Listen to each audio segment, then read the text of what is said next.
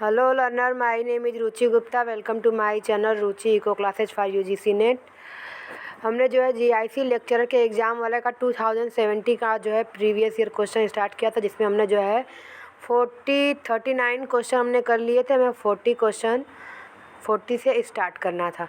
ठीक, तो अब हम जो है कि अपने क्वेश्चन को स्टार्ट करते हैं. 40 क्वेश्चन नंबर 40 से. विच of the following curve is used for measuring disparity of income. तो लॉफर कर्व, जैसा कि आपको पता है, ये होता है हमारा गवर्नमेंट रिवेन्यू और गवर्नमेंट टैक्सेशन के बीच में. लॉरेंज कर्व हमारा इनकम इनइक्वलिटी को बताता है. फिलिप्स आपका उससे रिलेटेड है ही नहीं, तो ऑप्शन नंबर हमारा यहाँ पे बी सही है. ठीक, next, repo rate and reverse repo rate are related with. तो फर्स्ट है गवर्नमेंट फिजिकल पॉलिसी, फिर उसके बाद है पब्लिक डेब्ट, import export credit policy of RBI. तो आरबीआई से ये रिलेटेड होता है हमारा रेपो रेट और रिवर्स रेपो रेट. तो ऑप्शन नंबर हमारा जो हो गया डी. फिर है हमारा the present Indian monetary system is based on. तो gold reserve system, proportional reserve system, convertible currency system, minimum reserve system.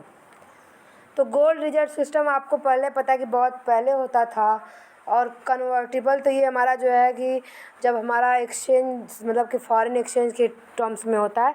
तो मिनिमम रिजर्व सिस्टम इसका आंसर होगा डी, मिनिमम रिजर्व सिस्टम.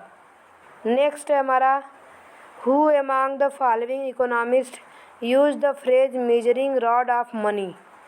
यानी कि किसने जो है मेजरिंग रॉड ऑफ मनी जो है इकोनॉमिक्स में जो है यूज किया है. ठीक, तो ये हैं हमारे जो है प्रोफेसर पीगू, जिन्होंने इकोनॉमिक वेलफेयर के लिए जो है ये मेजरिंग रॉड ऑफ मनी जो है यूज किया है in terms of national income, कि हम नेशनल इनकम को जिससे कि मनी के टर्म्स में जो है मेजर कर सके. तो ये हमारा हो जाएगा AC पीगू.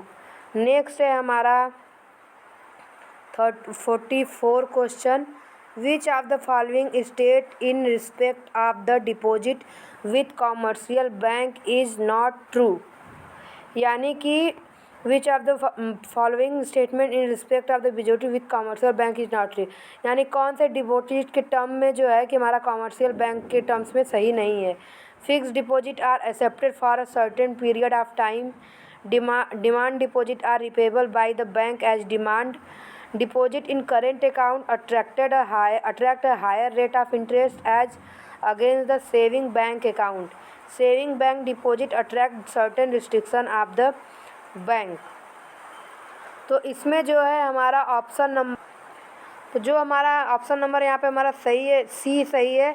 इसमें जो हमारा करेंट अकाउंट होता है उसमें जब हम कोई डिपॉजिट करते हैं तो हमें कोई हाई रेट ऑफ इंटरेस्ट हमें नहीं मिलता है, और सेविंग अकाउंट में हमें मिलता है. तो यहाँ ऑप्शन नंबर सी जो है सही हो जाएगा. नेक्स्ट है 45. विच one of the following is not a function of the country central bank reserve bank of India. तो ये बैंकर के बैंक, ये बिल्कुल सही है, हमारा फंक्शन है. It has monopoly over note issue, ये भी सही है. It act as the controller of credit. It can accept bulk deposit from group of people. तो ये जो है हमारा यहाँ पे ऑप्शन नंबर डी सही हो जाएगा, क्योंकि ये क्रेडिट को कंट्रोल कर सकता है, नोट इशू भी करता है, मोनोपॉली होती है, बैंकर का बैंक होता है. बट ये जो है जमा जो है केवल बैंकों के से लेता है, यानी कि कॉमर्शियल बैंक और भी जो बैंक है उनके थ्रू है, और कोई भी पर्सन या कोई ग्रुप जा कर के उन्हें नहीं कर सकता. नेक्स्ट है हमारा which one of the following is not a method of credit control. तो bank rate policy, credit control तो मेथड नहीं है, तो बैंक रेट तो है. ओपन मार्केट भी है. हमारा जो है credit deposit ratio, credit deposit ratio यानी जो हमारा CLR है ये हो जाएगा, और CRR भी है. तो यहाँ पे जो है सारे के सारे आंसर जो है क्रेडिट कंट्रोल के लिए हैं. ठीक, नेक्स्ट हम देखते हैं. नेक्स्ट है हमारा 47. Which among the following is not a liability of commercial bank. तो शेयर कैपिटल, रिजर्व फंड और bill payment balance with the central bank and other banks. तो इसने पूछा है कि कौन सा जो है लाइबिलिटी आप कॉमर्शियल बैंक नहीं है, तो जो रिजर्व फंड है, ठीक, यानी कि जो इंटरनल उनका रिजर्व फंड होता है, ये कॉमर्शियल बैंक का जो है लाइबिलिटी नहीं होता है, ठीक। तो ऑप्शन नंबर बी यहाँ पे हो जाएगा। नेक्स्ट है हमारा, which one of the following explain correctly the meaning of repo rate. It is a rate at bank borrow from RBI in short term, bank park their surplus fund with RBI, bank give loan to public, people deposit money in bank. तो ये सारी चीज़ें तो ये वाला और ये वाला तो होगा ही नहीं, ठीक, क्योंकि जो है, और ये भी नहीं होगा क्योंकि सरप्लस नहीं होता, बैंक जो है बारो करता है RBI से, तो ये ए हो जाएगा। नेक्स्ट है हमारा 49, मनी इल्यूजन क्या है। तो मनी इल्यूजन ये जो हमारा नॉमिनल मनी होती है, जिसमें जैसे कि रियल मनी में आपको पता होता है कि रियल मनी जो होती है वो सही होती है, और नॉमिनल जैसे इन्फ्लेशन जिसमें ऐड होता है वो नॉमिनल मनी होती है। और जब हमारी नॉमिनल मनी में इंक्रीमेंट होता है तो लोगों को लगता है कि हमारी मनी इंक्रीज हो गई, तो वहाँ पे वो मनी इल्यूजन होता है, ठीक। जैसे कि यहाँ पे हम देखते हैं, यहाँ पे क्या दिया हुआ है, does not change the speed of inflation, does not change the speed of inflation, reduces the speed of inflation, increases the speed of inflation, is important only when inflation is low but vanish when it is become run away, ठीक। यानी कि हमारा money illusion, जैसे आप ये समझिए कि अगर आप पहले 1 kg जो है 10 रुपीज़ में खरीदते थे, ठीक, अब आप जो है सॉरी, आप पहले जो है कि आपके पास 100 रुपये थे, ठीक, और आप उसमें से चाहे जो चीज़ें लें, पहले आप 100 रुपये जो है कमाते थे, ठीक। अब जो है कि ये आपकी रियल मनी हो गई, यानी कांस्टेंट टर्म में। अब आप जो है कि प्राइसेज जो है 10 रुपीज़ बढ़ गए, ठीक। अब आप जो है 10 रुपीज़ कमाते हैं, तो आपको तो ये फील हो रहा है कि आप जो है 110 रुपये आप कमाने लगे, आपकी जो है कमाई यानी कि सैलरी 10 रुपये बढ़ गई है, लेकिन आपको ये नहीं पता कि 10 रुपये प्राइसेज भी बढ़ गए। तो ये तो आपका जो है नॉमिनल यानी ये मनी इल्यूजन हो गया, आपकी रियल मनी जो है 100 रुपीज़ ही है, ठीक। तो ये हमारा जो है मनी इल्यूजन हो गया। तो यहाँ पे दिया हुआ it is important only inflation जो लो, अगर हमारा जो नॉमिनल मनी तभी सक्सेस यानी कि हमारा जो है प्रॉफिट देगा जब हमारा जो है ये इन्फ्लेशन लो होगा। अगर इन्फ्लेशन है तो ये हमारा जो है मनी इल्यूजन होगा, यानी कि नॉमिनल मनी हमारा जो है रियल मनी के ही बराबर होगा। और यहाँ increase the speed of inflation, ये भी सही है, तो ऑप्शन नंबर 1 और 2 यानी ए। नेक्स्ट है हमारा 50। तो यहाँ पे दिया I do what I do, तो ये जो है हमारी रघुराम राजन की बुक है। किसकी बुक है? रघुराम राजन की बुक है, ये UGC नेट में भी पूछा हुआ है, ठीक। नेक्स्ट है हमारी money multiplier is the ratio of. तो मनी मल्टीप्लायर जो है कि ये हमारा मनी सप्लाई और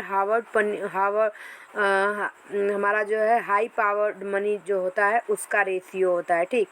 मनी सप्लाई और high powered money, H equals to C plus RR plus ER और M equals to C plus D. ये आपका पूछता है, M equals to C plus D यानी currency with public and deposit with the banks, and यहाँ पे high powered money C plus R plus E, आप C plus R भी लिख सकते हैं और C plus RR plus ER, यानी currency with public, reserve ratio plus exchange ratio, और नहीं तो आप करेंसी प्लस रिजर्व, ठीक। तो यहाँ पे क्या दिया हुआ है हम देखते हैं, quantity of primary and quantity of total money, quantity of primary money and quantity of secondary money, quantity of total money and money national income, quantity of money and aggregate investment। तो जो हमारा quantity of primary यानी money supply हम जो है M0 को बोलते हैं, ठीक।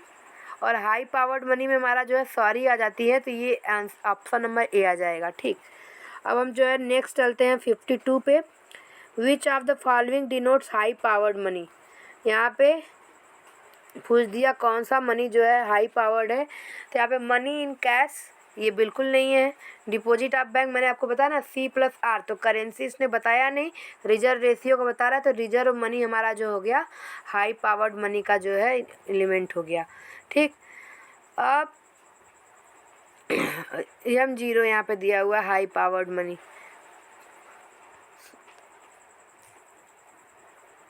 High powered money, Reddy committee ने इसे ये दिया। और यहाँ पे जो है मनी सप्लाई भी हमारा जो है एम से डिनोट किया जाता है, सॉरी हाँ, मनी सप्लाई हमारा यहाँ पे एम से डिनोट किया जाता है। ठीक, नेक्स्ट है हमारा 53 यहाँ दिया हुआ है, Who viewed that quantity theory of money should be regarded as the theory of demand for money। यानी किसने जो है क्वांटिटी थ्योरी ऑफ मनी को जो है theory of demand for money दिया है, तो ये फ्रीडमैन हो जाएंगे, जिन्होंने हमारे फिशर के क्वांटिटी थ्योरी ऑफ मनी को जो है आपने पढ़ा होगा, restatement of theory of money, restatement of quantity theory of money, ठीक, जिसको हम डिमांड फॉर मनी भी कहते हैं। तो ये जो है हमारा फ्रीडमैन ने दिया हुआ है। ठीक, अब हमारा जो है नेक्स्ट क्वेश्चन है 54, which of the following is the most effective instrument of controlling black money in an economy. ठीक, तो यहाँ पे है demonetisation, depreciation of currency, devaluation of currency, deflation. तो डीमोनेटाइजेशन जैसा कि आपको पता है 2016 में हमारा हुआ था, ब्लैक मनी के कंट्रोल करने के लिए ही हुआ था। ठीक, नेक्स्ट है हमारा ब्रॉड मनी इज, तो M3 जो होती है वो हमारी ब्रॉड मनी होती है। तो M3 हमारा जो है हो जाएगा M1 plus saving deposit with the post office, ठीक, सेविंग बैंक्स। तो ये हमारा हो जाएगा, एक मिनट,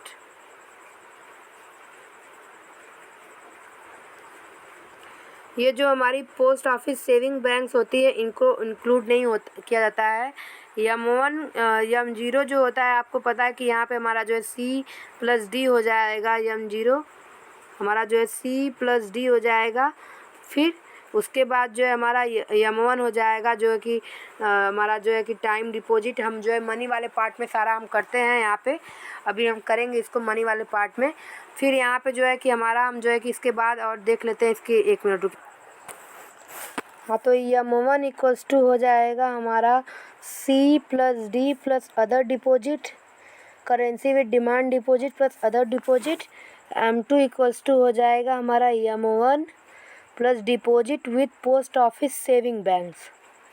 M2 इक्वल्स हो जाएगा M1 plus post office deposit with post office saving banks. और M3 इक्वल्स टू हो जाएगा M1 plus time deposit with bank. तो M3 हमारा ब्रॉड मनी हो जाता है, M1 हमारा जो है और नैरो मनी हो जाता है। ठीक, और high powered money H equals to C plus RR plus ER हो जाता है। और मनी सप्लाई हमारा जो है C प्लस D हो जाता है। ठीक, ये मैंने आपको जो है मनी के टर्म्स में जितने भी होते हैं वो मैंने आपको बता दिए। अब हम जो है नेक्स्ट क्वेश्चन पे करते हैं, shifting of tax is not possible in case of. तो टैक्स जो है डायरेक्ट के टैक्स में जो है शिफ्टिंग पॉसिबल नहीं होती है। डायरेक्ट इन केस ऑफ जो है कि हमारा डायरेक्ट टैक्सेशन होता है, तो शिफ्टिंग हमारा जो है पॉसिबल नहीं होता है। तो यहाँ पे आंसर डी हो जाएगा हमारा, इनकम टैक्स। बाकी सब जो है हमारे इनडायरेक्ट है। अब vertical equity in taxation means, तो tax payer in dissimilar circumstance bear dissimilar tax liability. तो यही ए वाला जो है हमारा ऑप्शन यहाँ पे सही होगा। अगर जो है दो अलग अलग लोग हैं, उनकी दो अलग अलग इनकम है, तो उन्हें दो अलग अलग जो है टैक्स पे करना चाहिए। तो यहाँ पे ऑप्शन नंबर ए हमारा जो है सही हो जाएगा। नेक्स्ट है हमारा 58 का क्वेश्चन। ठीक, तो हम चलते हैं 58 पे। Primary fiscal deficit refers to exchange of revenue expenditure over, तो ये रेवेन्यू अकाउंट का हो जाएगा। एक्सपेंडिचर ऑन कैपिटल का हो जाएगा। Physical deficit minus interest payment, ये हमारा जो है हो जाएगा, ये हमारा प्राइमरी डेफिसिट हो जाएगा। ठीक, तो ये हमारा ऑप्शन नंबर सी हो गया यहाँ पे सही। Revenue from surcharge levied by the central government on income tax, यानी जो है कि जो सरचार्ज लगाते हैं रेवेन्यू फ्रॉम सरचार्ज, तो ये सेंट्रल इनकम टैक्स पे लगाया जाने वाला। तो shared between the centre and state, exclusively जो है रिटेन बाय द सेंटर और entirely distributed among the states. और तो ये जो है सारे जो है स्टेट में जो है डिस्ट्रीब्यूट की जाती है। नेक्स्ट है हमारा the union budget 2017-18 incorporated the following feature. तो ये आपको पूछ नहीं सकता, आप जो है कि रिसेंट के जो है बजट को आप चेक कर सकते हैं। तो हम चलते हैं नेक्स्ट क्वेश्चन पे अपने।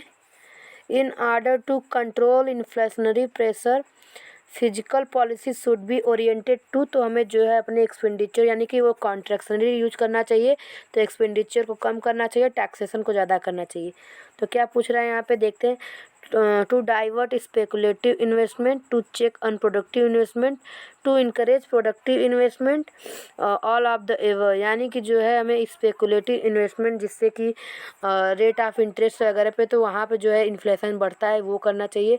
अनप्रोडक्टिव इन्वेस्टमेंट को हमें जो है कम करना चाहिए, और प्रोडक्टिव जिससे हमें जो फ़ायदा होगा तो ऑल ऑफ द एवर हो जाएगा। नेक्स्ट है हमारा 62 who among the following propounded the law of increasing state activities. तो ये हमारा दिया है हमारा जो पिकाक वाइजमैन की एक थ्योरी वैगनर, ठीक, वैगनर ने दो एक्सपेंडिचर पब्लिक एक्सपेंडिचर थ्योरी है, एक पिकाक वाइजमैन की है जिन्होंने इसमें 3 दिया है हमारा कंसंट्रेशन इफेक्ट, डिस्प्लेसमेंट इफेक्ट, और एक दिया है और एक वैगनर की है। तो वैगनर ने law of increasing state activity दिया है। नेक्स्ट है हमारा 63 का question. Who among the following identify the role of government as a allocator, distributor and stabilizer। तो जो मस्ग्रेव है इन्होंने जो है ये स्टेटमेंट मतलब ये allocator, distributor, stabilizer as a government को किया है डिस्ट्रीब्यूट, ठीक। तो नेक्स्ट है हमारा the principle of maximum social advantage is concern with most IMP question है, ये बोथ से होगा और ये जो है हर जगह आपको यूजीसी नेट में भी पूछा जाता है, ठीक। तो ये हमारा जो है डी हो गया। नेक्स्ट है हमारा budgetary deficit does not take into account. तो ये हमारा जो है बीओपी डेफिसिट में नहीं आता, बाकी रेवेन्यू डेफिसिट और कैपिटल डेफिसिट को ही मिला के जो है हमारा बजटरी डेफिसिट बनता है। बीओपी तो हमारा जो है फॉरेन एक्सचेंज रिजर्व का होता है, ठीक। तो यहाँ पे हम इसको सी कर देंगे। नेक्स्ट है हमारा विच of the following is the main objective of taxation. तो इंक्रीज इन कंजप्शन और increase in production, rising public revenue, increase in capital formation. तो ये तीनों तो ऑब्जेक्टिव ऑफ टैक्सेशन हो ही नहीं सकते। 67 incidence of tax means rebated tax burden, real burden of tax, equally responsive to change in tax base, less responsive to change in tax base। तो ये जो है दूसरे के ऊपर जो है डाला जाता है टैक्स, तो रिबेटेड टैक्स बर्डन। नेक्स्ट है हमारा 71 which one of the following factor can not correct disequilibrium in the balance of payment. तो subsidy to export industries, increase in import duties, reduction in import duties, import quota system. तो ये हमारा जो option number C है इसकी वजह से जो है इम्पोर्ट इंक्रीज होगा, ठीक। तो 71 का सी हो जाएगा। नेक्स्ट है हमारा 72 which of the following statement are true in context of policy of production. Infant industry argument, diversification of industry argument, basic industry argument, reduction in foreign trade. तो ये जो हमारा है इसमें पूछा है कि पॉलिसी प्रोटेक्शन के लिए हमारा सही, तो हमारा जो इन्फेंट इंडस्ट्री आर्गूमेंट है उसे जो है प्रोटेक्शन नहीं किया जाता क्योंकि ये इन्फेंट ऑलरेडी जो है प्रोटेक्टेड जब शुरू में होते हैं, ठीक। और यहाँ पे इन तीनों का जो आर्गूमेंट है ये जो है हमारा सही है, सेकेंड, थर्ड और फोर्थ। तो ऑप्शन नंबर हमारा जो है बी सही है। नेक्स्ट हमारा है international development association is a subsidiary of world bank. 73 का ये ए हो गया। नेक्स्ट है हमारा a stable exchange rate policy is desirable for a country because it helps to promote A stable exchange rate also is desirable for a country because it helps to promote foreign trade of a country. ये भी सही है. It helps in planned economic development of the country. It helps in uninterrupted international leading. All of the above. तो ये हमारा जो all of the above से हो जाएगा, क्योंकि स्टेबल जो एक्सचेंज रेट पॉलिसी होती है उसकी वजह से ये तीनों हमारे जो है प्रॉफिटेबल होते हैं. इंटरनेशनल लीडिंग, इंटरनेशनल ट्रेड, ये तीनों. Next, a common market where member country coordinate macro economic and exchange rate policy is refer to as. तो यहाँ पे इसका हमारा इकोनॉमिक यूनियन हो जाएगा. ठीक, यहाँ पे इसका हमारा जो है इकोनॉमिक यूनियन हो जाएगा. कॉमन मार्केट जो है इससे छोटा होता है. कॉमन मार्केट इसमें छोटा होता है, जिसमें हम जो है ये मैक्रो इकोनॉमिक पॉलिसी और एक्सचेंज रेट पे नहीं करते हैं. ये केवल प्राइसेज का लेके होता है, लेकिन इकोनॉमिक यूनियन में सारे होते हैं. बाकी इसके बाद जो है हम नेक्स्ट वीडियो में करेंगे. तो अगर आपको वीडियो पसंद आए तो चैनल को लाइक करें, शेयर करें, सब्सक्राइब करें. Thank you so much.